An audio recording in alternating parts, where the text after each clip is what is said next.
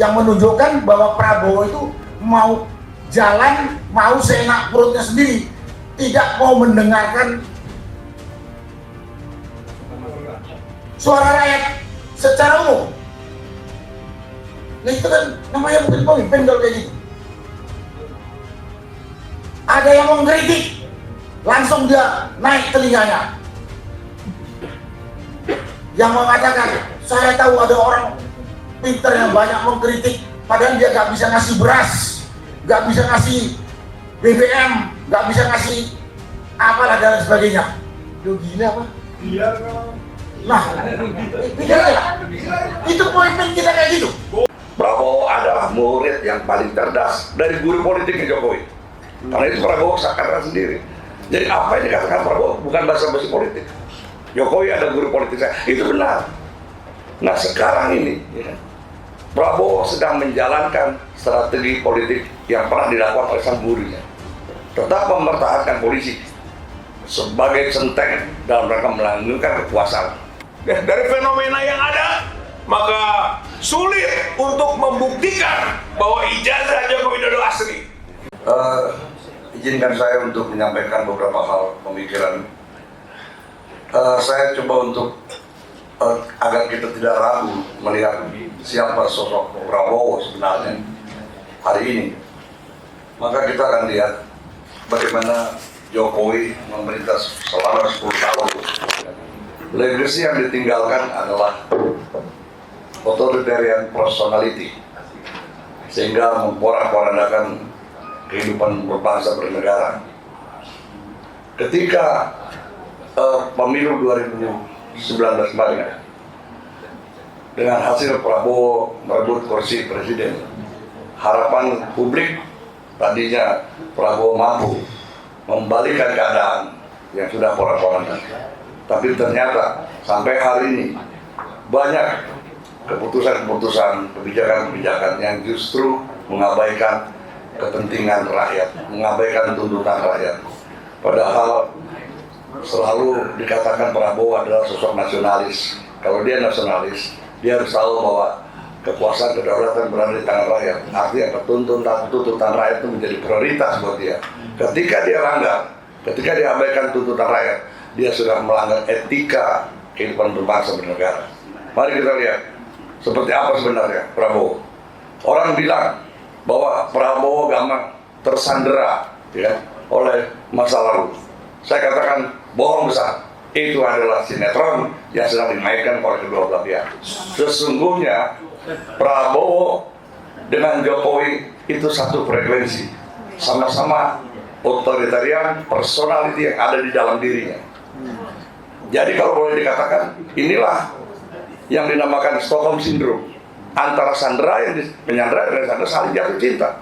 Jadi bohong kalau dibilang Prabowo ada ketakutan, bohong. Prabowo adalah murid yang paling cerdas dari guru politiknya Jokowi. Karena itu Prabowo sakarkan sendiri. Jadi apa yang dikatakan Prabowo bukan basa-basi politik. Jokowi ada guru politik saya, itu benar. Nah sekarang ini ya, Prabowo sedang menjalankan strategi politik yang pernah dilakukan oleh sang gurunya.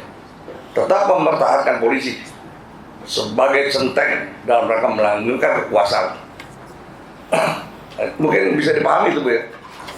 Jadi kita jangan lagi terjebak oleh sandiwara-sandiwara seperti ini, sehingga kita masih berharap bahwa Prabowo akan merubah keadaan. Bohong, nggak percaya. Yang bisa merubah keadaan hari ini adalah people power. Jangan kita berharap dengan pemimpin yang bohong, pemimpin yang selalu menggunakan sinetron.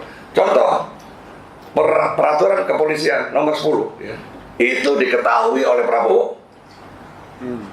Kita lihat modus yang digunakan pada saat polisi membentuk tim reformasi.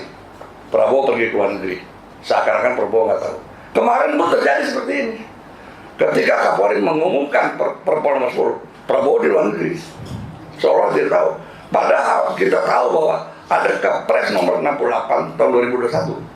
Semua kebijakan kementerian dan lembaga yang bersifat berdampak luas pada kepentingan rakyat atau kepentingan kehidupan politik harus mendapat persetujuan presiden. Jadi tidak mungkin Listio Sigit jalan sendiri tanpa sepengetahuan presiden, tidak mungkin. Apalagi posisi sekarang ini kan kritis ya. Orang sudah tahu bagaimana kecurangan dia, tidak mungkin dia berani, kecuali ada perintah dari presiden. Bisa dibayangkan tuh, ya.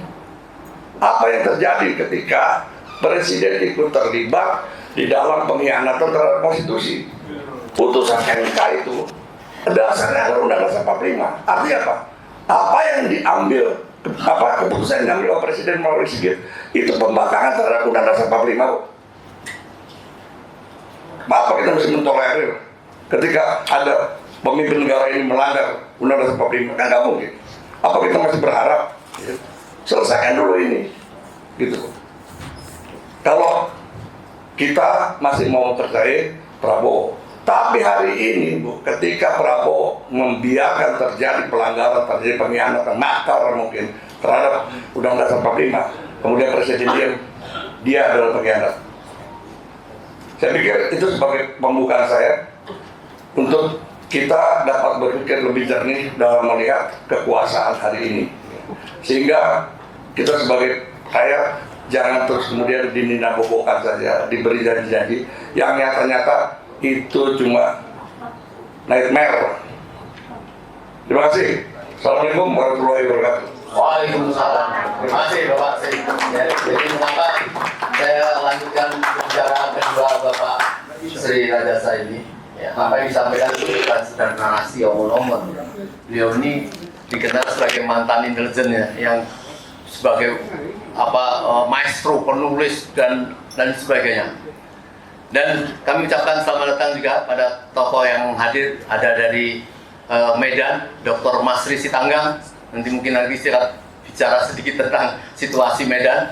Kemudian ada Bapak Edwin Sukawati, seorang tokoh yang tentu mengamati dari apa yang kita lakukan pada siang hari ini. Baik, selanjutnya kami berikan waktu sedikit. Oh iya, ada beberapa tokoh lain, ada Pak Ismet, ada tokoh partai, Ustaz Kiai Sukri Barino, ada Laksana Sony. Baik, selanjutnya kami berikan waktu kepada Bapak mantan Hakim Agung kita, Bapak Dwi. Ya, beliau punya data banyak sekali tentang perizinan hutan dan sebagainya. Mungkin mau mengambil porsi apa yang disampaikan Pak Mauran tadi. Silakan Pak Dwi. Baik, terima kasih. Assalamualaikum warahmatullahi wabarakatuh. Dalam kesempatan ini tentu saya inginnya bicara semua yang menyangkut masalah hukum, baik itu menyangkut masalah ijazah, kemudian masalah korupsi dan masalah pelanggaran-pelanggaran tentang penyalahgunaan fungsi hutan yang menjadi tanaman kelapa sawit. Karena Om Lim tadi sudah meminta saya untuk menyampaikan tentang keadaan sesungguhnya seperti apa yang terjadi di Indonesia ini. Sepertinya kita jangan terkonsentrasi hanya pada peristiwa yang ada di Aceh, Sumatera Utara, dan Sumatera Barat. Tetapi potensi kejadian yang sama itu akan terjadi di mana-mana. Baik itu di Kalimantan, ya, terus di daerah-daerah lain, ya, memang terutama di daerah Kalimantan. Kemudian apakah tidak menutup kemungkinan di Jawa? Ya, tidak menutup kemungkinan di Jawa pun juga akan terjadi. Saya akan mencoba memberikan satu data. Data ini saya dapat dan bisa dipertanggungjawabkan. Karena pertama data ini saya dapatkan dari kantor Kementerian Kehutanan sendiri. Dan data ini pada waktu itu juga sudah sampai ke Satgas yang dibentuk oleh Pak Safri Samsudin mengenai alih fungsi dan izin dari perusahaan-perusahaan perkebunan.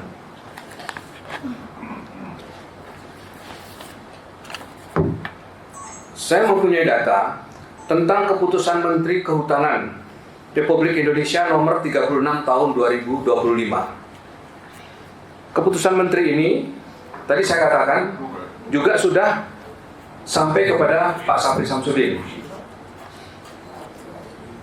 tentang daftar subjek hukum kegiatan usaha perkebunan kelapa sawit yang telah terbangun dalam kawasan hutan yang tidak memiliki perizinan di bidang kehutanan yang berproses atau ditolak permohonannya di Kementerian Kehutanan.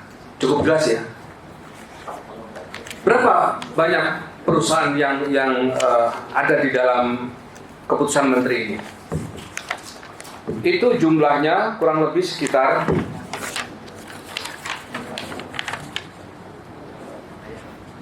436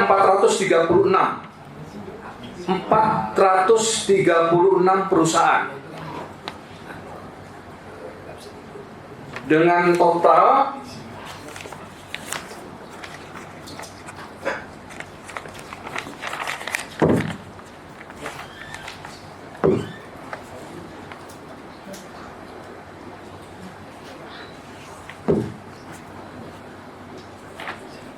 permohonan ya. Ini saya bacakan totalnya kurang lebih sekitar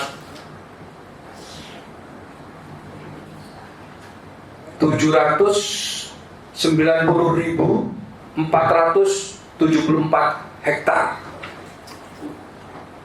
Bayangkan, ini yang tersampaikan, ini yang dicatat, ya, yang masuk di dalam data yang harus segera untuk melakukan perbaikan dan juga proses perizinan, perpanjangan perizinan. Pertanyaannya, apakah data ini sudah ditindaklanjuti? Saya pesimis soal ini sudah ditindaklanjuti atau belum.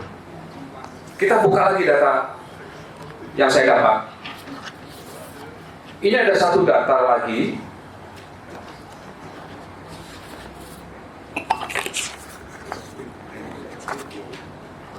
Jadi kita bicara berdasarkan data biar bisa kita pertanggungjawabkan.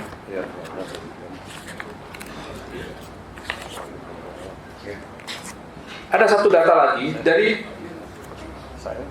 Menteri Lingkungan Hidup dan Kehutanan Republik Indonesia, Keputusan Menteri Lingkungan Hidup dan Kehutanan Republik Indonesia nomor SK 351 garing Men LHK garing Sekjen garing Kum titik 1 garing 8 garing 2021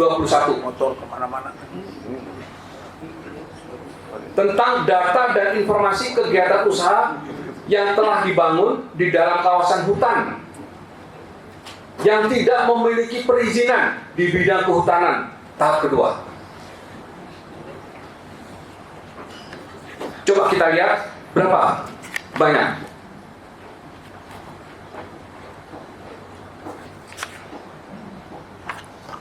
Di sini totalnya ada 313 perusahaan. 313 perusahaan. Ini yang bermasalah. Kita bayangkan data yang saya pegang ini adalah perusahaan-perusahaan yang harusnya segera diambil tindakan oleh Kementerian Kehutanan.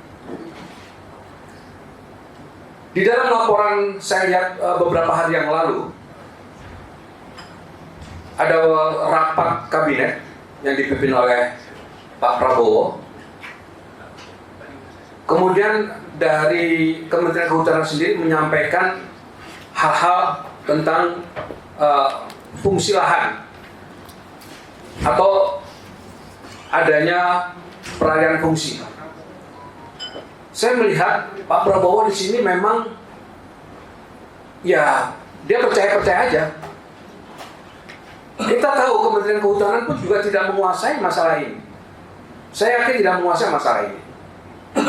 Karena saya pernah beberapa bulan yang lalu saya pernah bertemu dengan beberapa pejabat yang ada di Kementerian Kehutanan, ya karir, ya bukan dari partai tapi karir. Beliau menyampaikan ke saya bahwa Pak Menteri memang tidak menguasai tentang masalah kehutanan ini. Nah, kalau tidak menguasai, bagaimana mau menyelesaikan masalah yang sedang terjadi saat ini? Ini harusnya sebagai Presiden Pak Prabowo segera mengganti menteri-menteri yang tidak mampu untuk menyelesaikan semua persoalan-persoalan yang sedang dihadapi, termasuk Menteri Kehutanan ini. Jangan terus mentang-mentang dari partai dan partai itu mendukung, partai itu dipimpin oleh salah satu orang yang pernah berjasa dengan Pak Prabowo, kemudian dibiarkan saja kondisi sebagai menteri, dan akhirnya kita akan mengalami satu kehancuran. Saya katakan sekali lagi bahwa ini baru Sumatera, Aceh, dan Sumatera Barat. Potensi di kerusakan, potensi terjadi tanah longsor, potensi terjadi banjir akan lebih meluas lagi jika semua ini tidak segera diambil tindakan oleh Presiden. Presiden harus berani melakukan reshuffle terhadap menteri-menteri yang dinyatakan tidak mampu. Jangan pada saat rapat kabinet malah memberikan satu statement bagus. Bagus, apanya yang bagus, Pak? Bapak sudah melakukan verifikasi belum? Apanya yang bagus? Lakukan dulu verifikasi, baru bicara soal bagus, seperti zamannya Pak Harto. Ini masih di ruang rapat kabinet sudah dipuji menterinya, bagus. Apa Pak Prabowo melihat sendiri kondisi yang dilaporkan oleh menterinya? Menteri-menteri ini kan senang banget melakukan sesuatu asal Bapak senang. Terus bosnya dulu mungkin karena suka bohong, dan bohong itu dulu dijadikan satu kebiasaan yang terus menerus dilakukan dan menjadi suatu kebenaran, maka diikutilah oleh para menterinya yang sekarang masih dipakai oleh Pak Prabowo, ya kan? Pak Prabowo pun ikut-ikutan percaya pula dengan menteri-menterinya yang bohong. Lakukan verifikasi dulu, Pak Presiden. Jangan cepat percaya dengan laporan menteri-menteri saudara. Demikian dari saya. Nanti kalau ada hal-hal lain ya, nanti kalau saya mengupas soal ijazah segala, tapi silahkan aja, nanti kita berkembang dengan satu pertanyaan soal ijazah, nanti soal alat bukti nanti harus bagaimana, saya nanti akan saya sampaikan. Untuk sementara itu dulu, terima kasih. Wassalamualaikum warahmatullahi wabarakatuh. Baik ya, luar biasa data yang disampaikan Bapak Adli tadi ya. Artinya nanti kita bisa kejar, beliau lebih mengerti konklusi apa yang ingin disampaikan terhadap data tadi ya, karena dikatakan oleh Prabowo beberapa waktu yang lalu bahwa hutan walaupun diganti dengan sawit, kalau dilihat dari matahari kok sama-sama hijau. Ini kan, maka itu tergelitik para dosen IPB menanggapi persoalan ini. Banjir itu disebabkan karena penggundulan hutan itu, dan tadi presiden dibongkar oleh Pak Dwi. Baik, nanti saya berharap para hadirin bukan untuk sekedar menanya, mengusulkan sesuatu apa ini terhadap masalah kenegaraan yang amburadul seperti ini. Ya. Baik, saya minta dilanjutkan oleh tamu kita dari Bandung, ada Bapak Rizal dan ada Bapak Safir. Jadi sebentar kami silakan Pak Safir. Assalamualaikum warahmatullahi wabarakatuh. Waalaikumsalam. Pak, sebelumnya pertemuan Poros Jakarta Bandung ini sudah dilaksanakan di Bandung sebelumnya tanggal 26 Oktober 2025, dan hari ini kita melanjutkan di Jakarta. Dalam pertemuan di Bandung ya dilaksanakan oleh Gerakan Aksi Umat Melawan Jawa Barat. Gerakan Aksi Umat Melawan Jawa Barat ini merupakan semacam aliansi. Di sana ada 50 organisasi, ada AROKA, ada paguyuban, dan ada komunitas, baik dari kalangan ulama, kalangan aktivis, kalangan purnawirawan, dan juga emak-emak. Nah, apa yang telah kita sepakati di Bandung, yakni cuma dua, tangkap dan adili Jokowi, dan yang kedua adalah makzulkan Gibran. Nah, sehingga waktu kita mengadakan pertemuan dengan tokoh-tokoh dan aktivis Jakarta, itu juga kita sepakati. Dan lalu kenapa hasil kajiannya seperti itu? Ya, saya kira tidak perlu saya uraikan. Tapi di samping saya sebagai gerakan aksi umat melawan, juga sebagai badan pekerja PT 100, dan juga sekarang dipercaya sebagai salah satu ketua badan kajian di Forum Tanah Air, yakni diaspora di jaringan 22 negara dan lintas 5 benua. Pada tanggal 5 Mei kita juga mengeluarkan hasil kajian dan juga hasil survei. Di sana kesimpulannya adalah 1 semester, jadi 6 bulan. Kesimpulannya adalah bahwa pemerintahan Prabowo diberi nilai merah. Dan lalu pada tanggal 30 Oktober, 2 hari setelah tanggal 28 Oktober, itu 1 tahun pemerintahan Prabowo, kita juga mengeluarkan hasil kajian.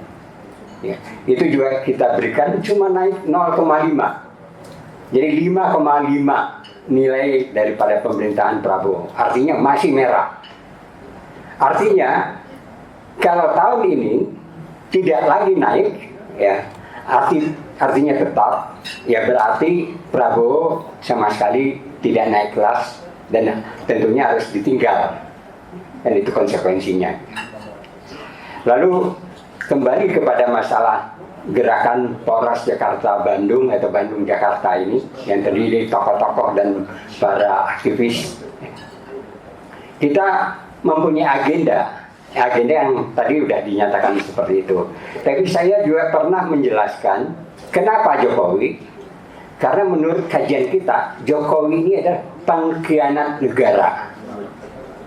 Lalu di samping pengkhianat negara dan bangsa, dia juga adalah pembohong besar. Dan yang ketiga adalah Jokowi ini adalah koruptor dari hasil kajian OCC AFP. Jadi itulah yang menyebabkan kita harus menangkap dan mengadili Jokowi.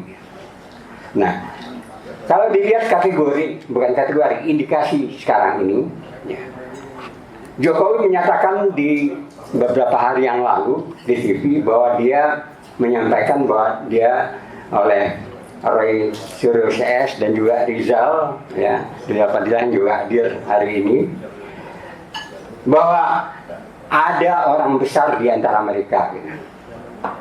Dan biasanya Jokowi itu membalik apa yang dia katakan, itu terbalik. Harusnya dia menyatakan bahwa di belakang saya ada orang besar. Itu yang ingin dia nyatakan. Kenapa demikian? Ada bukti-bukti nyata. Siapa orang besarnya? Ya bisa kita sebut karena dia sudah berkuasa lagi. Yang berkuasa sekarang ada Sigit, Listio Sigit. Apa faktanya? Dengan dia melaporkan 8 aktivis dan juga akademisi, laporannya pada hari itu dan berita acaranya juga pada hari itu. Artinya polisi menerima demikian saja. Tapi sebaliknya, kalangan TPUA 4 bulan tidak diapa-apain dan setelah itu diputus bahwa tidak ada bukti. Mereka stop di penyidikan. Padahal tidak ada satupun yang namanya hukum ataupun proses penyelidikan itu bisa dihentikan kecuali di penyidikan, yaitu dengan SP3. Nah, ini bukti bahwa di balik Jokowi ada orang, mungkin bukan orang besar, orang berkuasa di polisi, yaitu Listio Sigit. Jokowi tidak berani menyebutkan siapa orang besar, tapi kita berani menyebutkan bahwa orang yang berkuasa di belakang Jokowi adalah Listio Sigit. Lalu yang kedua, ada korupsi yang begitu besar yang juga sudah dilaporkan oleh Pak Antoni Budiawan dan kawan-kawan ke KPK, yaitu markup kereta cepat Bandung-Jakarta bus yang mahalnya luar biasa dibandingin dengan kereta cepat di seluruh dunia, tapi ditutup oleh Prabowo sebagai presiden dengan pernyataan itu ada hopeng saya. Artinya juga ada orang besar di belakang Jokowi. Ya. Lalu kita balik lagi, anaknya, menantunya tidak sampai sekarang dipanggil, walaupun pernyataan dari orang dekatnya Bobi Nasution ya, adalah koruptor yang sudah disidang pengadilan. Sampai sekarang KPK tidak berani memanggil. Artinya juga ada orang besar atau kekuatan besar di belakang itu, yaitu KPK. KPK dalam hal ini adalah orang-orang pilihan dari Jokowi. Jadi dapat disimpulkan oleh kita semua bahwa Jokowi ini dengan pernyataannya bahwa di belakang Roy, Rizal, dan saya belakang ada orang besar. Tapi sebenarnya tidak demikian. Dia yang punya orang besar di belakangnya, orang yang berkuasa di belakangnya. Lalu dia juga menyatakan ada campur asing. Ibu dan Bapak, sudah dibuktikan tentang Rempang. Rempang itu ada kepentingan untuk membangun yang namanya pertahanan dari luar itu apa? Narko? Bukan, armada negara Cina yang akan membangun pangkalan militer. Dan itu disampaikan oleh almarhum Rizal Ramli. Setelah dia menyatakan itu bahwa Jokowi ini adalah boneka dari Xi Jinping, itu terang-terangan Rizal menyatakan seperti itu. Dan akhirnya Rizal juga ya kita juga bisa tanda tanya lah gitu ya. Nah, jadi orang asing yang ada di belakang Jokowi itu ada terbukti dengan IMIP. IMIP diberikan kewenangan sedemikian rupa ya, yang di Morawali itu adalah pengkhianatan, dan negara dalam negara yang disampaikan dari Safri Samsudin, namanya bersama dengan saya Safril, itu merupakan ya jaminan buat Cina. Siapa yang memberikan? Ya bisa kita kaji, dan kita sudah kaji semua adalah di zamannya Jokowi. Artinya yang berada di belakang Jokowi itu adalah asing, yaitu Cina. Ya. Jadi Ibu dan Bapak, Jokowi muncul di TV kemarin membalik-balikkan bahwa seakan-akan Roy punya ada kekuasaan di belakangnya atau orang besar di belakangnya, dan ada asing juga di belakangnya. Tapi sebenarnya dia menyatakan bahwa saya punya kekuasaan di belakang saya dan saya ada asing mendukung saya. Itu yang hendak dia katakan. Karena dia biasanya yaitu sen kiri belok kanan. Ya, itu. Demikian penjelasan saya. Assalamualaikum warahmatullahi wabarakatuh. Waalaikumsalam. Terima kasih Bapak Safril. Saudara, Pak Safril ini tokoh dari Bandung ini kelihatan masih muda, tapi tadi menunjukkan beliau ini sahabat dekat dari almarhum Rizal Ramli. Saking gergetannya beliau menjadi ketua membuat forum, yaitu For Asli, yaitu seluruh tokoh-tokoh yang berijazah dari UTB, Unpad, perguruan tinggi di Bandung disuruh datang membawa ijazahnya untuk menunjukkan ini ijazahku. Jadi saking gergetannya itu ya. Ini beliau. Di samping saya ada tokoh kita, Bapak Dr. Idi Laksma Muryono. Kita butuh nasihat, masukan dari beliau, kami persilakan. Baik, terima kasih Pak Mudin. Ini suatu kesempatan yang sangat baik bagi kita untuk kita menapak ke depan. Tadi sudah saya sampaikan dari para Bapak pembicara, dari Pak Marwan, Pak Rajasa, Pak Dwi, Pak Diam belum ya, Pak Sapri. Saya kira sama, semuanya permasalahan yang ada di negara kita ini. Bahwa kita tahu persis bangsa dan negara saat ini sedang diselewengkan dari amanat konstitusi. Kekuasaan dijalankan bukan lagi untuk sebesar-besarnya kemampuan rakyat, melainkan untuk melindungi kepentingan segelintir elit yang kebal hukum dan jauh dari nilai keadilan. Pasal 1 ayat 2 Undang-Undang Dasar 1945 menegaskan bahwa kedaulatan berada di tangan rakyat dan dilaksanakan menurut Undang-Undang Dasar. Ketika hukum diperalat, demokrasi dimanipulasi dan kritik dibungkam, maka yang terjadi adalah perampasan kedaulatan rakyat secara sistematis. Negara tidak boleh menjadi alat kekuasaan. Aparat penegak hukum tidak boleh tunduk pada tekanan politik. Kekuasaan yang menutup diri dari pengawasan publik adalah kekuasaan yang menyimpang dan inkonstitusional. Kami dari FPTNI dengan beberapa civil society lainnya, tadi saya dengar ada dari Petisi 100, ada Gerakan Poros Jakarta Bandung, apalagi Om Lim? FPPTNI ya. Nah, mungkin ada beberapa lagi. Kami mengajak untuk kita memadukan kekuatan kita bahu-bahu membuat barisan gerakan rakyat. Jadi mungkin kita bisa menamakan adalah gerakan rakyat berdaulat. Dan kami sarankan bahwa pada kesempatan ini Om Lim, kita langsung aja action. Action artinya kita membuat satu pernyataan sikap awalnya dari gerakan rakyat berdaulat atau apapun namanya, ya.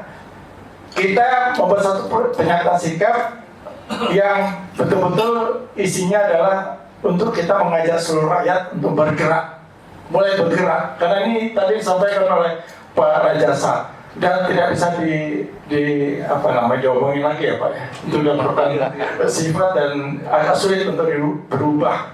Nah, kita harus siap-siap bahwa kita juga harus siap-siap untuk merubah. Jadi yang bisa merubah masalah bangsa dan negara ini adalah gerakan rakyat.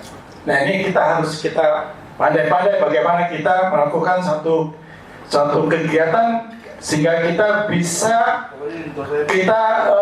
mengumpulkan rakyat sebanyak-banyaknya dan kita bisa menciptakan. Ini sebenarnya masalahnya adalah tidak ada common enemy, Pak. Ini belum dirasakan ada common enemy oleh rakyat. Ya. Jadi mereka tidak jelas nih mau kemana ini. Nah, nanti kita bisa, ini apa yang tadi disampaikan Bapak-Bapak sekalian, itu kan adalah masalah-masalah penyelewengan, pengkhianatan pada negara dan bangsa. Itulah kita ciptakan, itulah musuh kita bersama.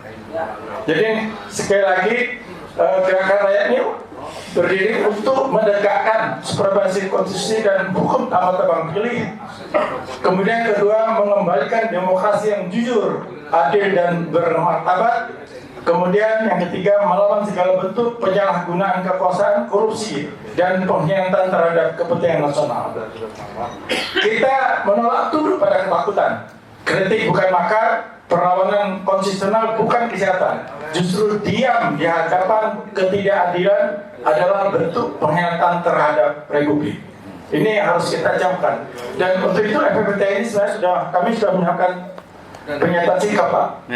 Ya, ini kalau mungkin kami bisa bacakan sepintas, nanti ini bisa kita gabung dengan apa-apa yang bisa disampaikan oleh Bapak-Bapak sekalian.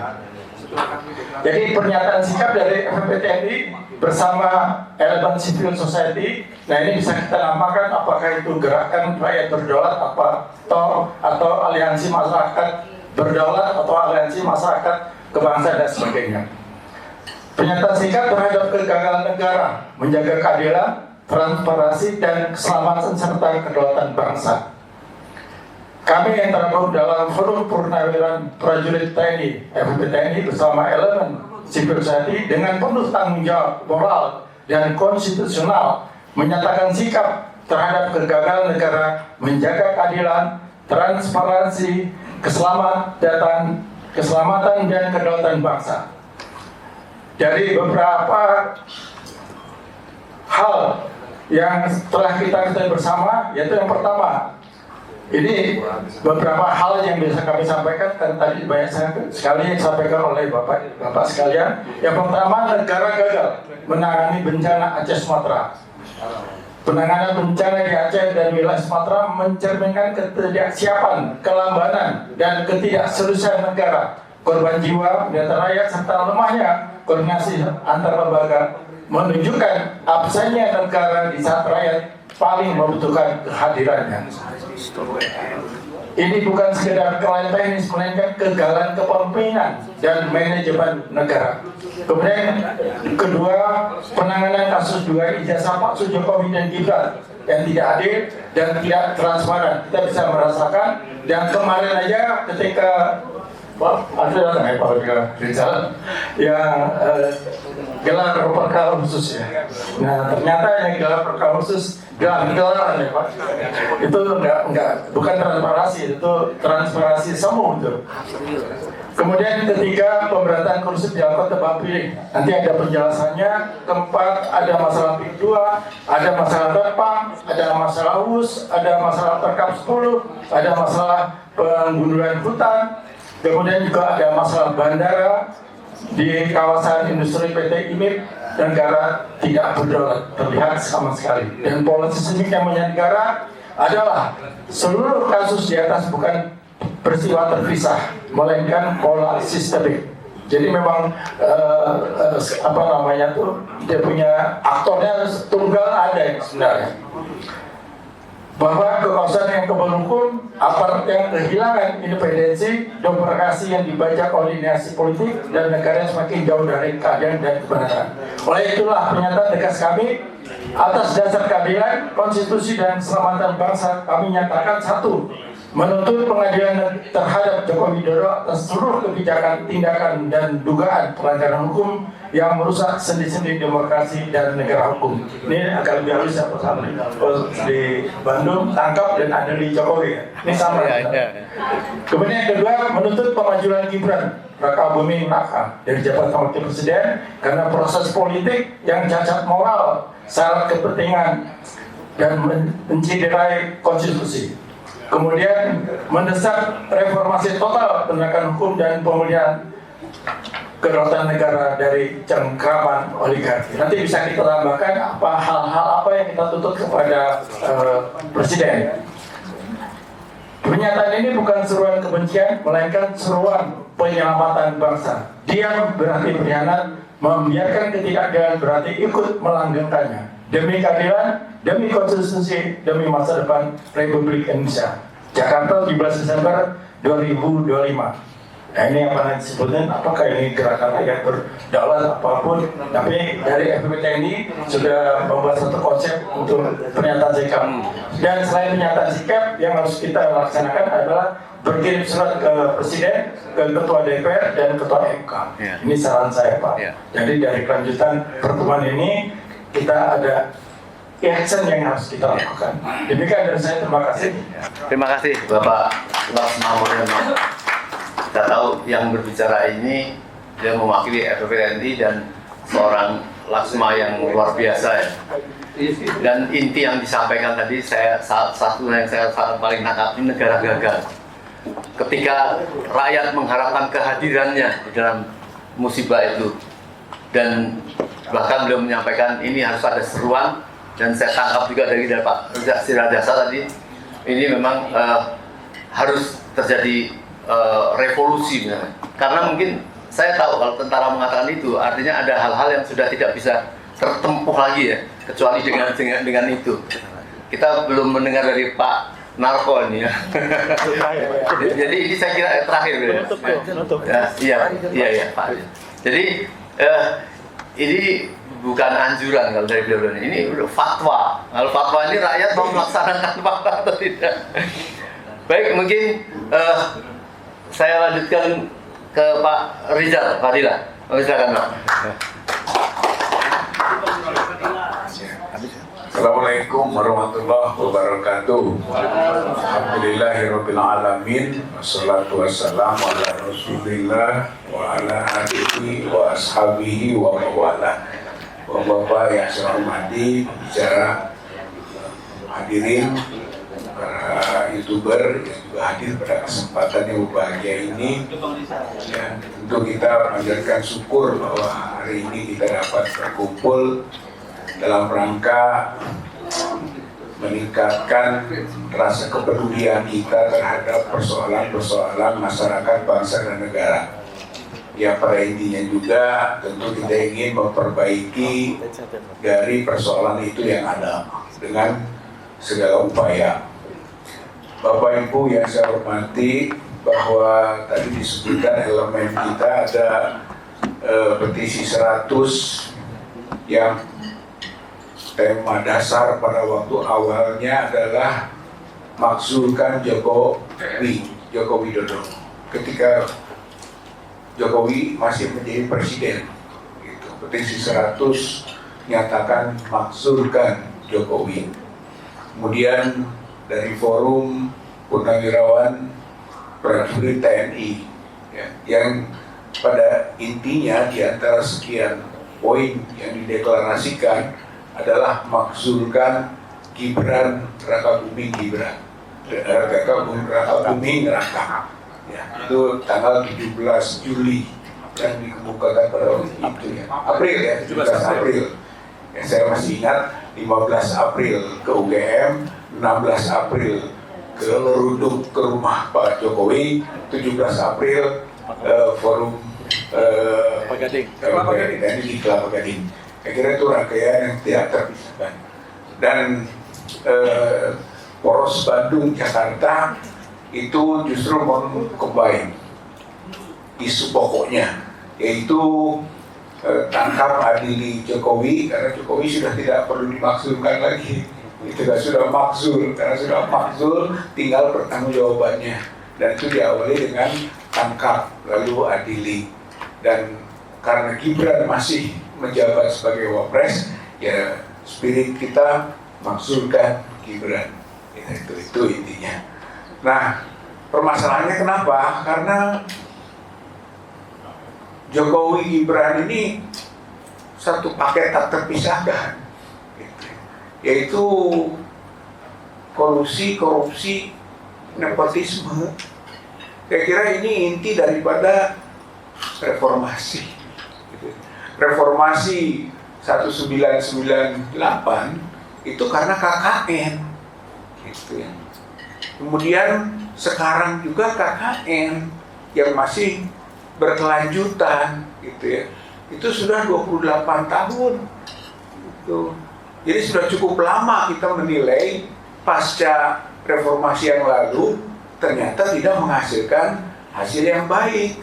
Bahkan di 28 tahun kemudiannya, sekarang mah 27, tapi nanti 2026 itu masuk 28 tahun, maka ternyata KKN itu makin merajalela. Gitu. Itulah semangat kita, ini harus reformasi lagi. Gitu. Jadi reformasi pertama KKN, reformasi kedua juga ini KKN. Gitu. Yang sentralnya ternyata masih kerja cawe-cawe Jokowi dan keluarga, gitu, yang dilanjutkan oleh Prabowo. Gitu. Saya kira ini masih satu paket, gitu kan, sehingga nantinya menjadi satu alternatif bagi rezim yang sekarang ada, mau ikut reformasi kedua sebagai subjek atau mau menjadi objek yang direformasi, gitu. Jadi ini persoalan pertanyaan yang paling mendasarnya. Nah, Bapak Ibu yang saya hormati, soal KKN atau korupsinya Jokowi yang juga dengan keluarga, itu kan kalau saya sering kemukakan korupsi itu yang terbaca publik financially corruption, korupsi yang sifatnya finansial, selalu berhubungan dengan kekayaan. Tapi sebetulnya sebelum ada financially corruption itu ada authority corruption. Power tends to corrupt, and absolute power corrupt absolutely, kata Lord Acton. Berarti harus ada authority dulu, ada kewenangan dulu. dia menyimpang dari kewenangan, itu yang menyebabkan melakukan korupsi kekuasaan yang akan berujung tadi kepada korupsi kekayaan. Gitu. Tapi akarnya untuk Jokowi ini soal KKN tadi korupsinya itu adalah documentary corruption, korupsi dokumen. Gitu. Mulainya dari korupsi dokumen, yaitu masalah pemalsuan ijazah.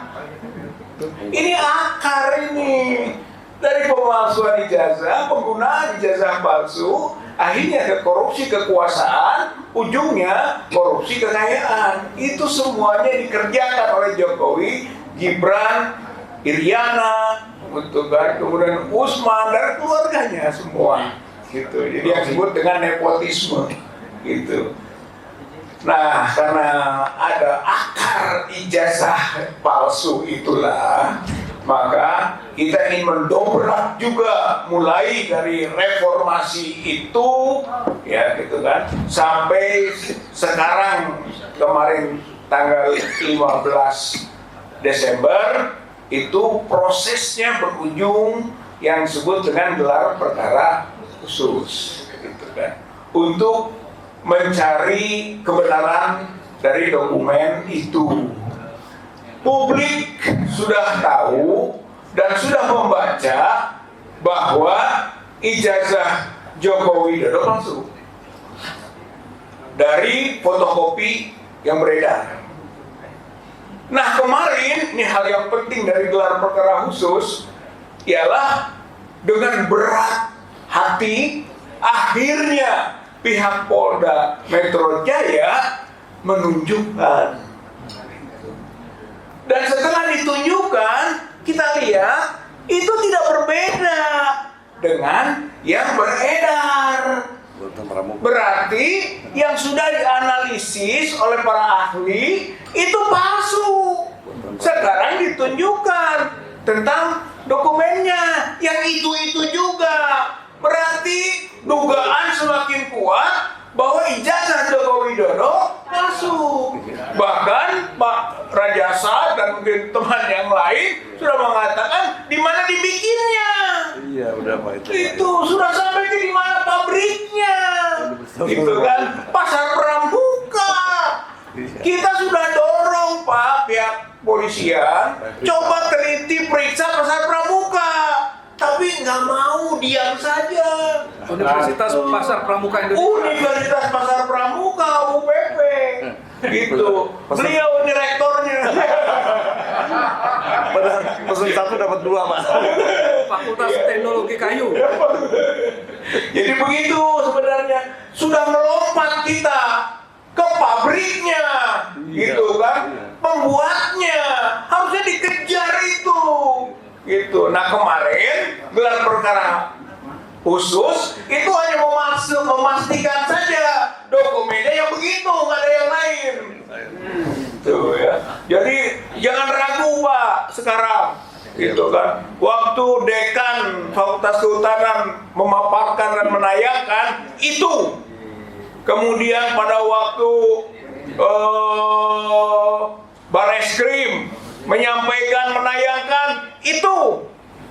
Pada waktu juga ditunjukkan ke wartawan itu yang disampaikan oleh Dian Sandi itu. Kemudian juga KPU menyampaikan, memberikan ini, itu juga KPUD DKI itu. Kemudian juga KPUD Surakarta itu juga. Jadi sudah tidak ragu lagi kita. Itu aja itu. Valid. Kalau hadis Mas Sofi, banyak yang meriwayatkannya dari sana sini. Itu. Nah, tinggal soal ijazah palsu ini satu lagi, yaitu laboratorium forensik untuk memeriksa seobjektif dan setransparan mungkin. Tidak mungkin tapi Pak. Ya. Inilah pentingnya rakyat. Bergerak. Inilah pentingnya lembaga-lembaga ormas, kampus, gerakan-gerakan mahasiswa. Kita forum forum Purnawirawan Prajurit TNI, petisi 100, Poros Bandung Jakarta, semua mendesak kepolisian supaya laboratorium forensik melakukan pengujian terbuka. Kalau tidak terbuka, dimanipulasi, bohong lagi. Yang sudah jelas palsu akan diumumkan lagi identik, gitu kan, sampai kesimpulannya asli. Itu mungkin seperti Barreskrim kemarin yang kita protes juga itu atas tata cara dan mekanismenya sampai pada penetapan itu. Jadi sekarang harus diawasi, gitu kan, bahkan harus ada ikut serta dan partisipasi. Itu pilihannya dalam proses uji di laboratorium forensik Mabes Polri. Atau yang kedua, kita desak juga Mabes Polri melalui Polda Metro Jaya yang sedang bergerak kasusnya itu memperbolehkan laboratorium forensik lain. Itu yang netral, independen, baik di dalam negeri maupun luar negeri, untuk menguji dokumen yang itu juga. Coba teliti, coba periksa. Itu. Saya kira ini nanti penyelesaian penting sebelum ke pengadilan. Kita belum bicara pengadilan, bicara tentang proses penyidikan di kepolisian daerah Metro Jaya. Itu ijazah palsu. Yang kita akan yakin ijazah Joko Widodo palsu. Yakin kita, insya Allah. Itu dari proses-proses yang bergerak, dari fenomena yang ada, maka sulit untuk membuktikan bahwa ijazah Joko Widodo asli. Kemudian terakhir, seperti yang kita sampaikan tadi, di sini adalah tantangan tentu saja bagi pemerintahan Prabowo. Itu mau ikut reformasi atau direformasi. Itu pilihannya. Karena apa? Karena ini waktunya 2026 ini penentunya. Iya betul. Dulu reformasi 1998 itu bulan Mei. Sekarang juga kalau mau diakhiri batas harus ada bahasa nih. Iya dong, harus Mei juga. Iya. 2026. Kelamaan, Pak. Ini batas namanya. Kalau mau merujuk pada reformasi 1998 Jilid pertama. itu jilid pertama, jilid kedua juga kalau 2026 ini Mei, yaitu sama. Kalau mau itu batas waktu, sebelumnya tentu lebih baik. Gitu ya. Itu upaya. Oleh karena itu Poros Bandung Jakarta, FPP TNI, dan juga petisi 100 siap menjadi motor dari gerakan reformasi kedua ini.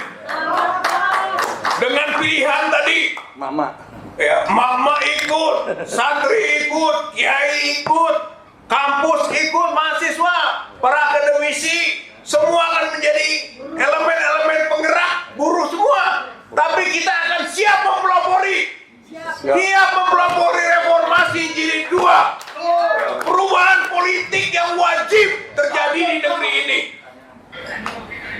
Alhamdulillah saya dicekal 6 bulan. Nggak boleh keluar negeri. Mungkin maksudnya supaya di dalam negeri saja ikut sama-sama menggerakkan reformasi jilid 2 ini. Jadikan kesempatan, Bang. Insya Allah kita tidak takut menghadapi apapun. Yang kita takuti adalah Allah Subhanahu wa Ta'ala. Lam yakhsha illallah. Kita tidak boleh takut selain hanya kepada Allah Subhanahu wa Ta'ala. Mudah-mudahan Allah memberikan kemudahan jalan bagi kita semuanya. Perjuangan sukses, reformasi jilid 2 bisa kita realisasikan. Tinggal pilih saja, rejim sekarang mau ikut atau rejim sekarang tumbang atau direformasi oleh pergerakan masyarakat yang ingin perbaikan politik, ekonomi, budaya, dan bidang-bidang lainnya. Nasrul minallah wa fathun qarib wa basyiril mu'minin. Wassalamualaikum warahmatullahi wabarakatuh. Hancur. Pak Narto, sabar sebentar. Kita ada 2 tamu yang sayang kalau kita lewatkan. Satu wartawan senior, Pak Edi Mulyadi. Kita kasih waktu.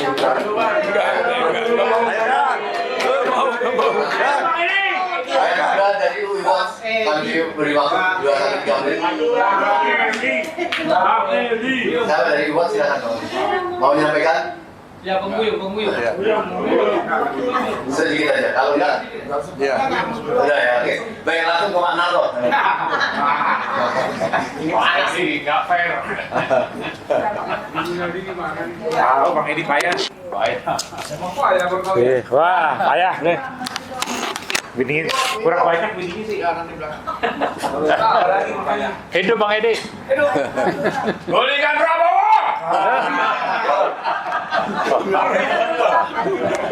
Assalamualaikum warahmatullahi wabarakatuh. Bapak, Ibu yang saya hormati, saya muliakan, khususnya Om Lim sebagai pembawa acara. Sebenarnya saya udah nggak perlu lagi bicara. Tadi bapak-bapak yang ada di sini, kebetulan dari 3 kelompok ini, FPPT ini paling banyak ini, dari Pak Dwi, Pak Rajasa, Pak Mulyono, dan saya. Dan yang lain-lain dari Poros Bandung Jakarta dan dari Petisi 100. Udah lengkap.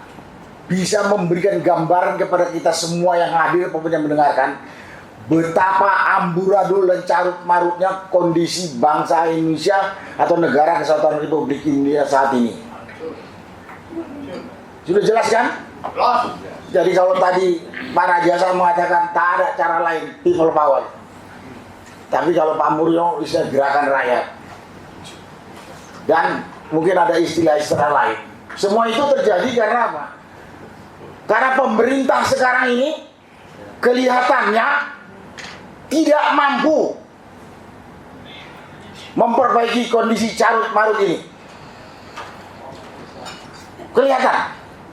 Prabowo sudah jadi presiden 1 tahun lebih.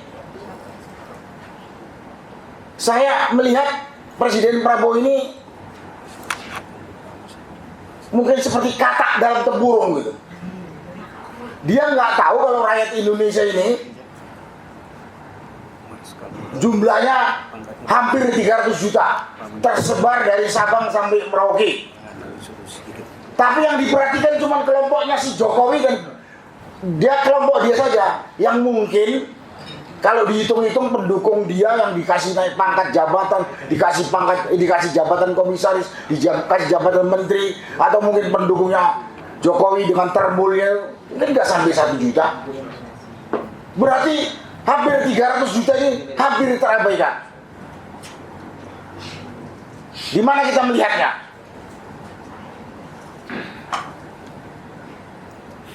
Melihatnya begini, suara rakyat Indonesia ini, saya yakin mayoritas menghendaki Jokowi di adil, tangkap adil. Saya yakin juga sebagian besar rakyat Indonesia majulkan Gibran. Ya, majulkan itu mau dipecat atau diapain sama lah itu kan. Nah, karena sangat jelas kesalahannya, nggak perlu saya omongkan di sini. Karena tadi teman-teman sudah ngomong dan kita semua bangsa Indonesia ini tahu. Tapi lihat Prabowo masih bermesraan dengan kelompok ini. Bahkan pada waktu yang lalu dia mengatakan anak buahnya tuh, saya tahu suasana pertemuan di Gerindra itu, tahu ya dapurnya. Tahu dia teriak hidup Jokowi gitu. Jadi otaknya Prabowo itu yang pikirannya cuma yang dia senengin saja, yang diperhatikan. Yang lain enggak. Guru politik. Habis itu dia ngomong, Jokowi itu kopeng saya, Jokowi itu guru politik saya. Apalagi, gak usah mencela-menceli. kita ini memang timnya Jokowi. Apa yang dianggap Prabowo ini rakyat Indonesia dia itu saja gitu. Padahal orang yang disebut itu orang yang begitu kotor. Saya katakan Jokowi dan Gibran itu sangat kotor. Kategorinya sudah pengkhianat negara. Tapi Prabowo masih bermesraan dengan dia. Berarti kan dia bukan pemimpin kita itu. Itu cuma pemimpinnya Jokowi. Ya saat ini saya bicara Prabowo bukan Jokowi karena presiden sekarang itu adalah Prabowo. Berarti kan memang dia tidak dengar suara orang yang dipimpinnya, orang yang harus diurusnya. Padahal ada nasihat dari orang-orang bijak yang lalu. Saya masih ingat. Jangan jadi pemimpin kalau tidak bisa menegakkan keadilan. Apa adil? Yang satu minta ini orang diadili karena dosanya jelas. Ini dia bermesra-mesra. Banyak sekali yang dilakukan oleh ini yang menunjukkan bahwa Prabowo itu mau jalan, mau seenak perutnya sendiri, tidak mau mendengarkan suara rakyat secara umum. Nah itu kan namanya bukan pemimpin kalau kayak gitu. Ada yang mau kritik, langsung dia naik telinganya. Yang mengatakan, saya tahu ada orang pintar yang banyak mengkritik, padahal dia gak bisa ngasih beras, gak bisa ngasih BBM, gak bisa ngasih apalah dan sebagainya. Lu gila apa? Gila kan?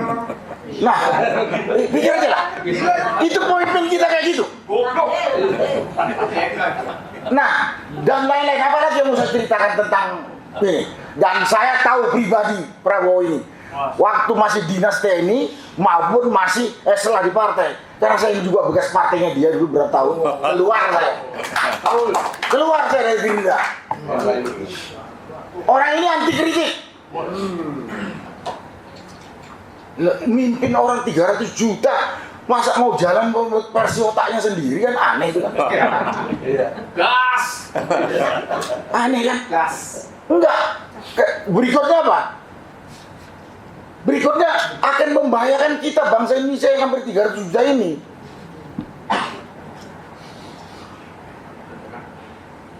Di samping tadi yang saya katakan anti kritik, udah terbukti. Ya mengatakan ada yang mengkritik, orang pintar mengkritik. Kalau bilang ada orang pintar yang mengkritik, main kelompok dia itu orang bodoh semua gitu. Yes. Betul. Ya, dia bilang ada orang pintar yang kerjaannya mengkritik, padahal dia nggak bisa mengasih ini itu aja. Berarti kelompok dia itu orang bodoh gitu kan. Logikanya begitu. Karena gurunya bodoh, Pak. Guru politiknya kan. Jadi dan lain-lain. Dan di partai juga seperti itu. Ini negara demokrasi. Dia duduk di situ atas pilihan rakyat. Tentunya dia menjalankan maunya rakyat. Secara umum. Maunya rakyat itu sudah tertulis dalam konstitusi.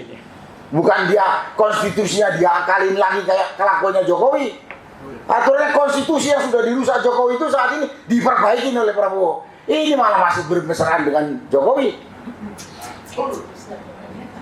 Nah, itulah kondisi. Ya, kemudian saya melihat ini dia sudah apakah terkena ini sindrom lupa ingatan itu saya nggak tahu. Kenapa saya katakan begitu? Dia selalu mengatakan saya tidak tolerir korupsi. Sejak dari kampanye sampai dia begitu dilantik jadi presiden. Hari ini sudah 1 tahun. Koruptornya di sebelah dia nggak ditangkap. Yang paling gampang ya Jokowi. Luhut. Banyak. Ada Bahlil dan segala macam. Nah, makanya saya bilang, mungkin dia begitu naik di panggung, ingat dia, korupsi harus saya bantah, harus saya berantas. Begitu turun dia lupa. Ya nggak tahu saya. Di samping itu gampang apa ya? Kalau saya bilang dia tuh ya mungkin gampang ditipu sama anak buahnya gitu. Atau orang lingkarannya, anak buahnya lingkaran saya. Kenapa? Kasus demo di bulan Agustus katanya dia terlambat. Kemarin bencana juga dia terlambat tahu. Padahal mata dan telinganya presiden itu 300 juta rakyat Indonesia itu. Ya kalau disusun menteri yang 40, kepala badan tetek bengek, kepala daerah berapa ribu itu. Tapi dia terlambat, buntut terlambat rakyat mati. Buntut terlambat rakyat mati. Dia sih nggak mati dia. Tapi ada juga yang aneh. Kayaknya gagah banget kalau di forum ini atau di podium mau disikat semua setan iblis segala macam gitu. Tapi ada 2 perintah dia, atau kalau enggak paling 1 lah yang jelas dilanggar di depan mata, diam saja dia. Di mana kewibawaannya? Oleh Kapolri kebetulan. Oleh Kapolri kemudian. Nah ini kewibawaannya di mana? Kehormatan dia di mana? Harga dirinya di mana gitu. Dan tadi ada bicara ada orang besar, ada orang kecil dan segala macam. Siapa tadi teman saya di sini ngomongnya? Menurut aturan, menurut undang-undang, orang paling besar di Indonesia itu adalah presiden. Tak boleh ada orang lebih besar dari presiden. Dan saat ini presidennya adalah Prabowo. Jadi gak ada alasan dia itu takut sama yang lain, karena yang lain itu kecil. Sangat aneh, bin ajaib kalau Prabowo sebagai presiden yang katanya menurut undang-undang orang paling besar, kok takut sama Jokowi bekas presiden, takut sama Luhut menterinya, dan takut sama Kapolrinya. Nah, pada kesempatan ini, kalau saya pribadi, Bapak nyalonkan jadi presiden, Pak Prabowo, udah kata 4 kali atau 5 kali. Luar biasa ininya, perjuangannya, ambisinya. Ya sudah jadi presiden, bapaknya harusnya jadi presiden yang paling baik yang pernah memimpin Indonesia ini. Berapa? 8 presiden. Jadi harusnya dari perjuangan dia yang 4 atau 5 kali mau jadi presiden, harusnya begitu jadi presiden dia harus lebih baik dari 7 presiden sebelumnya. Tapi sekarang malah dikendalikan oleh presiden sebelumnya. Nah, kenapa saya ngomong begini? Ini saya sampaikan kepada bapak-bapak dan ibu-ibu sekalian, saudara-saudara sebangsa dan setanah air. Apakah Prabowo ini masih kita bisa percaya, masih bisa memberikan keyakinan kepada kita, bisa memperbaiki kondisi bangsa yang carut marut ini? Itu yang saya. Kalau memang masih bisa percaya, bapak-bapak masih percaya, oh silakan, saya nggak percaya. Kalau bapak-bapak percaya bahwa yakin Prabowo masih bisa memperbaiki kondisi, ya silakan. Saya sih nggak percaya, saya tidur aja. Udah nggak yakin saya. 1 tahun ini omong terus tanpa action. Ya kalau kata teman-teman saya, dari omong-omongnya itu nggak sampai 5% yang jadi action. Nah, kalau memang kita perlu cari pemimpin yang lebih hebat, ya kita harus ikutin apa yang dibilang teman saya tadi, Pak Rajasa atau Pak Muriono. Revolusi. Rakyat harus bersatu, cari pengganti yang lebih baik dari Prabowo. Ya apalagi? Kita bukan sayang sama diri kita saja. Negara dan bangsa Indonesia ini didirikan di atas darah, jiwa, nyawa Founding Fathers NKRI yang notabene adalah orang tua kita. Dan kita wajib harus bisa mewariskan ini negeri kepada anak cucu kita. Kalau sekarang aja udah kelihatannya sudah mau menuju kehancuran, tanggung jawab kita berat. Kalau kata Pak Mulyono, melihat kehancuran, melihat kerusakan, melihat pelanggaran, melihat kesalahan, kita diam, kita ikut dosa. Kita ikut bersalah. Saya nggak mau dikatakan bersalah, makanya saya ngomong ini. Itu yang bisa saya sampaikan pada kesempatan ini. Banyak sekali di kepala saya ini. Kalau saya sampaikan nanti mungkin Bapak Ibu bosan dengarnya. Tapi saya cuma mau tanya, Bapak masih punya keyakinan Prabowo masih bisa memperbaiki bangsa dilihat dari unjuk kerja dia 1 tahun ini? Ya. Kalau enggak ya kita harus ganti. Rakyat punya hak untuk ganti. Masih. Nah kalau yang masih silakan monggo. Saya nggak percaya sudah. Kalau ada bilang orang besar, orang kecil, yang saya tahu di satu negara yang berbentuk republik ini, orang paling besar itu adalah presiden. Kalau dia masih takut pada orang lain, memang dia nggak pantas jadi presiden. Betul. Ayam sayur. Wah, kalau ayam sayur mending tikus gua. Gitu ya. Jadi itulah, kita sayang sama negeri kita sayang kepada anak cucu kita bertanggung jawab kepada orang tua kita yang telah mendirikan negeri ini, dan kepada Allah Subhanahu wa Ta'ala. Amin. Inilah yang harus saya sampaikan pada kesempatan ini. Mudah-mudahan Bapak Ibu bisa putuskan mau apa kita. Yang jelas tadi di sini disampaikan, kelompok petisi 100, kelompok Poros Jakarta Bandung, FPPT ini siap untuk menjaga negeri ini kembali pada rel seperti yang dicita-citakan oleh orang tua kita. Terima kasih.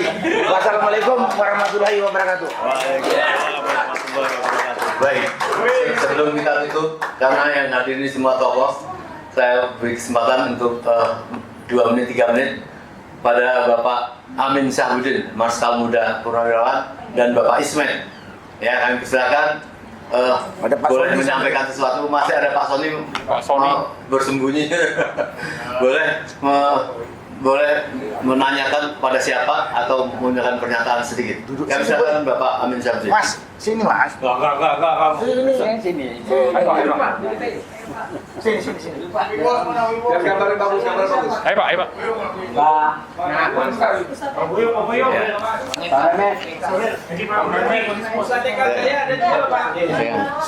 Bismillahirrahmanirrahim. Assalamualaikum warahmatullahi wabarakatuh. Hanya satu yang ingin saya sampaikan, dan saya tidak minta persetujuan atau tidak menanyakan, hanya menyampaikan informasi bahwa sesuai dengan aturan undang-undang yang ada di Indonesia yang berlaku, pergantian pemerintah ada yang terjadwal dan tidak terjadwal. Yang terjadwal jelas tahun 2029. Itu mudah dan bisa kita persiapkan dengan sebaik-baiknya, dengan segala macam aturan dan dedek bengeknya. Ya, dedek bengek. Kalau nggak sakit bengek ya sakit dedek. Namun ada yang satu hal tadi, pergantian pemerintah bisa terjadi yang unscheduled. Yang unscheduled ini kapan? Tergantung rakyat. Tadi semuanya sudah sampaikan, dan semuanya yang duduk di depan semuanya sudah sampaikan, intinya terjadi pergantian unscheduled sesuai dengan keinginan rakyat. Nah, kita ini bagian dari rakyat. Bisa saja tahun 2026 yang tadi sudah diindikasikan, dan bisa saja terjadi sebelum itu. Wallahualam. Sekali lagi, perubahan itu sendirilah yang harus kita percayai terjadi setiap saat. Karena dunia ini adalah fana, akan selalu berubah setiap saat sesuai dengan qadarullah. Tidak ada satu orang pun yang bisa menolak apabila memang Allah sudah menakdirkan. Siapa yang bisa memperkirakan 32 tahun Pak Harto memimpin bisa turun pada saat siang hari itu juga? Siapa yang mengira bahwa Gus Dur akan turun dengan pakai celana kolor? Tidak ada, Pak. Hanya qadarullah. Dan itu semuanya adalah tuntutan rakyat.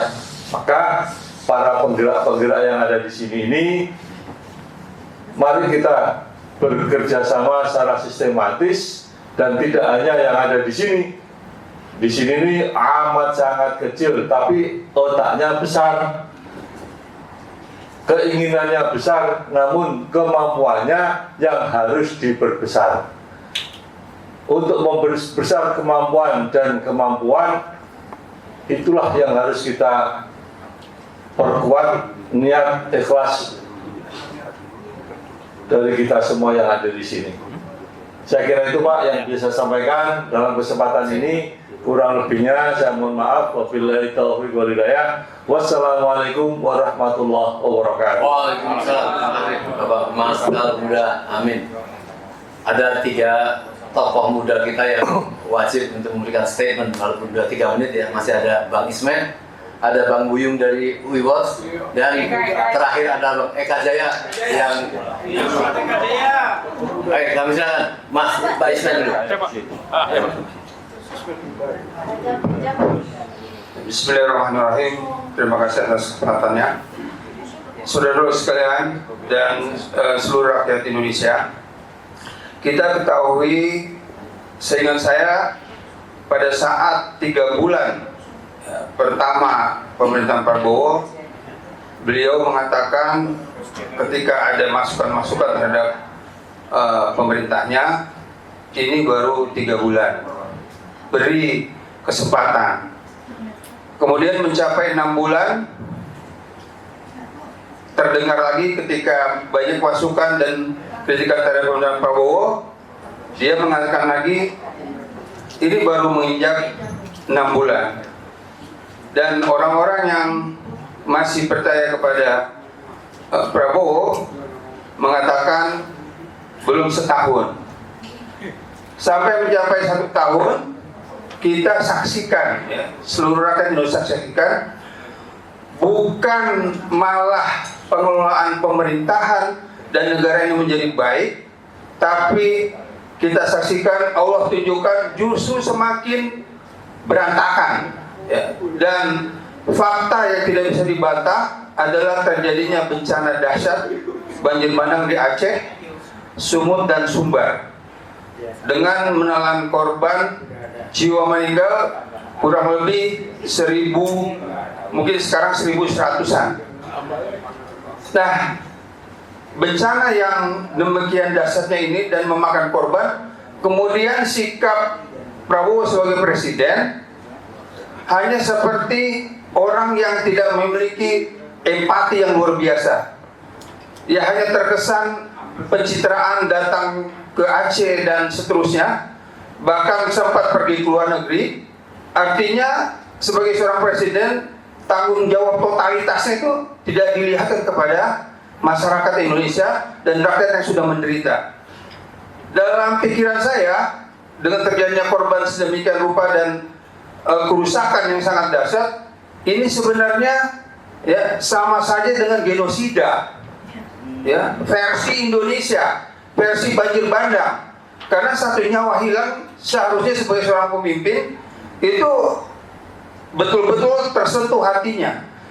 Jadi ini sebenarnya sudah terjadi genosida di Indonesia dengan sekian ribu tadi rakyat yang meninggal, dan tidak ada tindakan yang gerak cepat, aksi cepat, bantuan masuk menembus semua hambatan di lapangan, tidak dilakukan oleh seorang pemimpin bangsa untuk memerintahkan ya segala aparatnya, segala jaringan kepemerintahnya untuk melakukan tindakan yang luar biasa. Rakyat, katakanlah beberapa relawan, bahkan sampai mungkin tingkat yang berani menghadapi situasi medan yang keras, seperti misalnya para offroader itu itu kan sangat luar biasa. Bagaimana kalau jaringan pemerintahan dari Sabang sampai Merauke itu digerakkan oleh seorang presiden, itu sudah bisa dipastikan pertolongan kepada rakyat yang menderita itu menjadi bisa terasasi dengan signifikan. Nah ini ya seorang presiden Prabowo yang sejak awal 3 bulan pertama itu dibilangin presiden omon-omon, ya semakin dia membuktikan dirinya sendiri sebagai presiden omon-omon. Dan rakyat juga sudah mengatakan kalau Prabowo sebagai presiden yang menjalankan amanat Undang-Undang Dasar 1945, walaupun dalam tanda kutip, karena sesungguhnya nama Undang-Undang Dasar 1945 itu sudah sebenarnya menjadi Undang-Undang Dasar 2002. Yang amandemennya itu justru seperti merubah konstitusi negara ini secara menyeluruh. Jadi saya pikir tadi sudah para senior, para tokoh semua mengatakan bahwa Prabowo memang sulit diharapkan untuk merubah, ya, membuat Indonesia menjadi negara yang lebih baik, ya, apalagi negara yang mengarah kepada kemakmuran kesejahteraan rakyatnya. Ya. Bencana yang 3 provinsi saja, beliau sebagai presiden yang harusnya memiliki kapasitas yang bisa menggerakkan seluruh elemen bangsa ini menjadi orang yang bisa mengatasi bencana, harusnya bisa terjadi.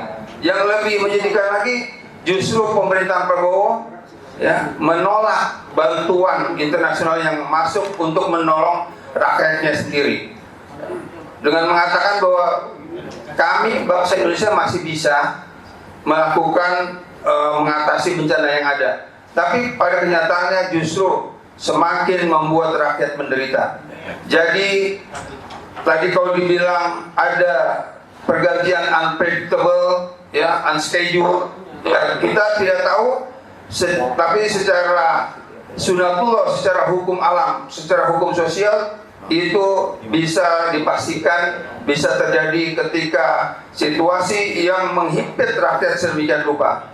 Dan kita seluruh rakyat Indonesia tentunya mengharapkan perubahan, ya, yang lebih baik, perubahan revolusioner terhadap bangsa ini yang sudah carut-marut di dalam ketatanegaraannya. Apalagi dengan peristiwa adanya sebuah, ya, kasus ijazah yang sesungguhnya itu sederhana dibuat menjadi muter-muter, ya, menjadi sulit. Dan kita akan saksikan bahwa memang ijazah itu pada akhirnya palsu jika dibuktikan secara jujur, ya, secara akuntabel, ya. Dan pada akhir kemarin ada talkshow di News, kita tuntut, ya, bahwa dipersilakan tuntutan bahwa harus ada perimbangan pembuktian dan forensik dari unsur yang lain. Demikian, ya. Terima kasih. Baik, kami silakan Bapak Buyung dari UI Watch, ya. 5 menit maksimum. Ya. Setelah itu kami mohon Mas Eka harus mengeluarkan statement. Assalamualaikum warahmatullahi wabarakatuh. Waalaikumsalam. Ada pertanyaan, siapa sih presiden di Republik ini? Dalam kenyataannya, apa yang kita lihat, apa yang kita perhatikan, presiden di Republik ini, seperti yang kita ketahui, Prabowo menang katanya dalam pemilihan. Oke, kita setuju. Tetapi dalam kenyataannya, Jokowi masih bermain di sini. Banyak hal yang seharusnya Prabowo bisa bersikap tegas. Contohnya, hal-hal yang harusnya bisa dilakukan supaya negeri ini makmur, supaya negeri ini sejahtera, tetapi sampai saat ini masih jauh dari panggang. Negeri ini sudah tidak berdaulat. baik secara hukum, secara konstitusi, apapun yang kita lihat, apalagi secara ekonomi, wilayah sudah tidak dikuasai lagi. Semasa Jokowi menjadi presiden, negeri ini dijual. Tugas kita sekarang merebut kembali. Tapi apa bisa? Kalau kita tidak bersatu, mungkin kita tidak bisa. Nah, dengan bergabungnya kita di sini, kita berharap supaya Prabowo sadar. Kalau kita mengkritik, kita bukan berarti makar. Kami dari UI Watch sejak lama telah bergabung dengan teman-teman sekalian untuk menyatakan sikap bahwa Prabowo harus berbuat sesuai dengan yang dikatakan Undang-Undang Dasar 45, bahwa presiden itu mutlak menjaga kedaulatan bangsa dan negara. Saya rasa sementara itu dulu. Terima kasih. Assalamualaikum warahmatullahi wabarakatuh. Waalaikumsalam. Baik, terakhir tokoh muda kita yang sedang Mas Eka Jaya. Baik, terima kasih. Assalamualaikum warahmatullahi wabarakatuh. Waalaikumsalam. Saya hormati moderator Om Lim, Pak Marwan, seluruh tokoh masyarakat, tokoh Polri, TNI, dan tokoh-tokoh bangsa yang hadir. Ini memang kalau berbicara masalah Prabowo, tadi Pak Narko sudah jelas. Siapa yang masih percaya dengan Prabowo? Dan kita kompak jawab, sudah tidak percaya lagi. Kan, gitu. Ya, ini yang menjadi satu bukan dilema ya, artinya depan mata kita banget gitu. Prabowo di bawah nama Bahlil masih percaya gitu. 93% listrik Aceh akan nyala. Ternyata ngeprank gitu. Terus Bahlil nyalain PLN-nya. Nah, ini kan lucu. Yang kedua, Kapolri sudah membangkang 2 kali. Ya, dengan membuat tim reformasi sendiri, padahal Prabowo sudah membuat tim reformasi. Sementara Sigit bikin tim reformasi. Dan yang kedua, Kapolri membuat perkap di tahun 2025 ini ya tentang jabatan-jabatan yang bisa diisi oleh polisi aktif. Sementara keputusan MK tidak boleh polisi aktif menempati jabatan-jabatan strategis di sipil. Artinya 2 kali Listio Sigit ini melakukan pembangkangan terhadap Prabowo, masih diam saja. Dan yang ketiga yang bikin sakit hati kita, ketika ini terjadi bencana musibah luar biasa yang melebihi dampaknya, melebihi daripada tsunami Aceh 2004, ya, 3 provinsi ini, ya, Prabowo tidak mau menerima bantuan luar negeri yang ingin membantu. Sementara bantuan dari pemerintah RI tidak bisa dirasakan oleh rakyat, oleh masyarakat yang terdampak bencana saat ini. Dan terdengar kabar bahwa Luhut sudah menerima bantuan dari negara Arab sebesar 50 juta US dollar. Kemana duitnya? Nah, ini kan harus banyak kita usut dan lain sebagainya. Bantuan demi bantuan mungkin ada, ya, tapi nggak sampai ke masyarakat yang terdampak. Ya, begitu pula dengan kebijakan-kebijakan. Ingat adanya musibah, adanya malapetaka, adanya bencana ini, ya tidak dia datang sendiri, pasti di situ ada penyebabnya. Dan saya ingatkan kata Allah, wattaqu fitnatan la tusibanna alladziina zalamu minkum khassah wa'lamu annallaha syadidul iqab, kata Allah.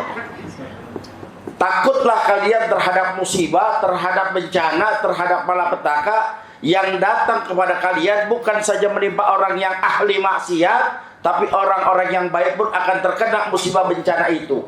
Artinya datangnya musibah pasti ada kemudaratan di situ. Apa kemudaratannya? Dia hantam itu berbagai macam hutan lindung, berbagai macam tambang dan lain sebagainya. Itu kemudaratan yang dilakukan oleh petinggi-petinggi yang mempunyai wewenang untuk melakukan itu semua. Siapa mereka? Otomatis mereka adalah para menteri-menteri yang diyakini mempunyai keputusan tersebut. Ada Menteri Kehutanan, Raja Singa. Ini jelas-jelas. Terus ada Menteri SDM yang sudah memberikan daripada rekomendasi si Bahlul Morokab, ya, Menteri Lingkungan Hidupnya dan lain sebagainya. Ini udah menjadi sistematis mereka, dan gak sadar ketika itu dihantam. Akhirnya apa? Saya mendengar ada tokoh yang memang mencegah daripada terjadinya pembalakan, tapi dia dihantam, dia dipukulin, dia dibacok sampai 17 bacok-bacokan untuk mencegah daripada pembalakan itu. Saya ingat sekali ketika dulu 2004 terjadinya musibah tsunami, ya, terjadinya pesta seks, free seks, minuman keras dan lain-lain sebagainya. Ada orang tua yang mengingatkan, jangan kalian melakukan maksiat di dekat makam Syekh Kuala, karena makam ini adalah orang yang pertama menyebarkan Islam di Aceh. Maka tatkala seorang tua ini mengingatkan, ditodongkan dengan AK-47 oleh Brimob tersebut, besoknya terjadi musibah malapetaka tsunami. Ini setback ke belakang. Allah sudah katakan gak akan mungkin ada musibah malapetaka kalau tidak ada yang memanggilnya. Siapa yang memanggilnya? Kemaksiatan, kemudaratan yang ada di situ. Sementara masyarakat yang ingin mencegahnya, mereka akan dibunuh, mereka akan dipasung, mereka akan diintimidasi dan lain sebagainya. Tatkala mereka sudah tidak berani melakukan amar ma'ruf nahi munkar lagi, Allah turunkan bencananya. Sekarang longsor terjadi di 3 daripada provinsi kita. Salah siapa? Salah pemimpin kita. Kalau nggak mampu memimpin, lebih baik mundur. Masih banyak orang-orang yang akan memimpin, cuma datang foto-foto doang, cuma datang selfie-selfie doang, cuma datang untuk jadi plesiran tempat bencana. Hanya mencari pencitraan saja, luar biasa. Walaupun omon-omonnya Prabowo mengatakan menteri kah, tokoh kah, kalau ke sana jangan selfie dan lain sebagainya. Prabowo tidur nggak di sana? Kalah dengan Anies Baswedan dong kalau gitu. Tuh, ngomong Anies deh tuh. Karena saya lihat juga di media sosial. Iya, coba bayangkan. Nah ini saja mungkin ya kepada Prabowo, kalau memang masih takut sama Jokowi, lebih baik mundur aja udah. Mundur aja udah, mau ngapain lagi mau diterusin kalau masih takut sama Jokowi dan antek-anteknya. 2 kali Sigit melakukan daripada pembangkangan, Anda diam. Berkali-kali Anda dibohongi oleh menteri kalian, Anda diam. Jadi presiden hanya sebagai kalau menjadi orator saja, ketika dia di podium galak, ya, lagi rapat galak, ya seolah-olah dia ingin menyelesaikan semua, tapi realitas di lapangannya nggak pernah ada, mendingan mundur. Terima kasih. Assalamualaikum warahmatullahi wabarakatuh. Baik.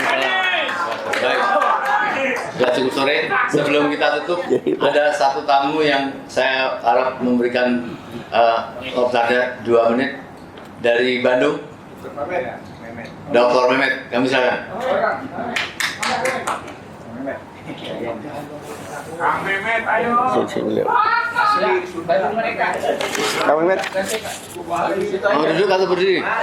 Duduk. Rambutnya aja yang pindah-pindah. Cakep itu. Cakep. Manis Bang Boyong, saya Bang Boyong begini. Musim muda. Terima kasih. Assalamualaikum warahmatullahi wabarakatuh. Salam. Kita sama-sama dengar tadi dari semua pembicara. Pada intinya kita sudah tidak percaya pada Prabowo.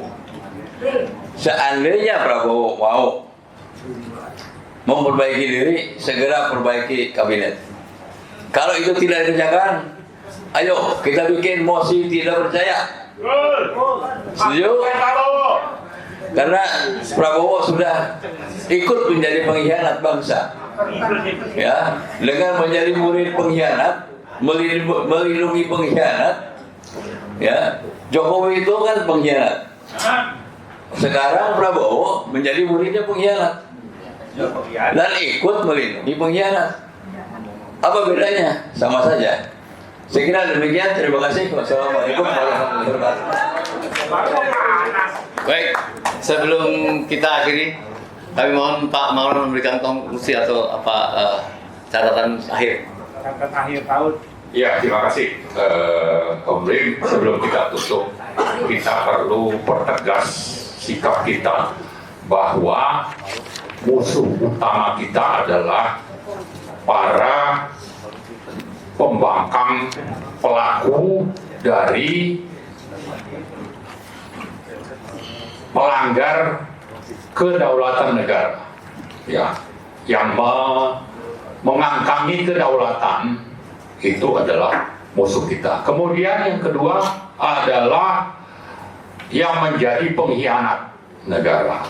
Yang ketiga itu adalah pelaku operator dari oligarki yang punya ijazah palsu. 3 hal pokok inilah tadi yang kita sampaikan di awal, dan itulah sebetulnya prioritas yang menjadi target kita. Bahwa di situ akhirnya banyak yang menyebut Prabowo, ya itu dengan catatan, ya. Jadi sepanjang Pak Prabowo memperhatikan hal-hal prioritas tadi, yaitu soal kedaulatan, soal pengkhianatan, soal kebohongan ijazah, ini bisa ditunjukkan dalam waktu cepat untuk diperbaiki. Mungkin kita bisa memaklumi, tapi kalau justru Pak Prabowo membiarkan, malah membela, maka memang apa yang diusulkan teman-teman tadi, termasuk reformasi jilid 2, atau kalau saya merujuk Pak Narko, itu yang orang bicara kasih waktu 3 bulan, 6 bulan, kalau beliau itu 0 bulan. Itu sudah bilang Prabowo itu untuk benar-benar diturunkan. Nah, ini sebetulnya kita beragam sikapnya, tapi benang merahnya adalah masih memberi kesempatan kepada Pak Prabowo untuk melakukan 3 hal itu. Sepanjang itu masih dilakukan, kita bisa memaklumi dan kita bisa mendukung. Tapi kalau tidak, ya mohon maaf Pak Prabowo, Anda pantas disebut sebagai presiden omon-omon untuk segera dilengserkan dan wakil rakyat di DPR sana supaya memulai proses pemakzulan satu paket, yaitu Prabowo dan Gibran. Bahwa Gibran itu lebih dulu dituntut untuk dimakzulkan itu sudah sangat jelas. Tapi kenapa Prabowo sampai bisa dimasukkan untuk jadi satu paket pemakzulan? Karena tadi minimal 3 hal itu sebagai syarat, sebagai prerequisite bahwa kalau ini tidak dilakukan, maka sudah sepantasnya kita meminta supaya Pak Prabowo juga ikut dimakzulkan. Itu mungkin yang perlu kita perjelas, ya. Kita tidak berhadapan-hadapan dengan Pak Prabowo sepanjang dia masih berjalan di garis konstitusi dan amanat rakyat dan amanat reformasi. Tapi kalau dia sudah menyimpang, ya apa boleh buat, kita akan berhadapan-hadapan dengan Pak Prabowo. Saya kira itu sebagai kesimpulan dari acara kita ini, dan saya kira ini juga bukan dari akhir dari perlawanan kita, ya. Kita akan terus menyuarakan aspirasi terutama yang pro pada konstitusi, reformasi, hukum, dan keadilan. Itu saja, terima kasih. Assalamualaikum warahmatullahi wabarakatuh.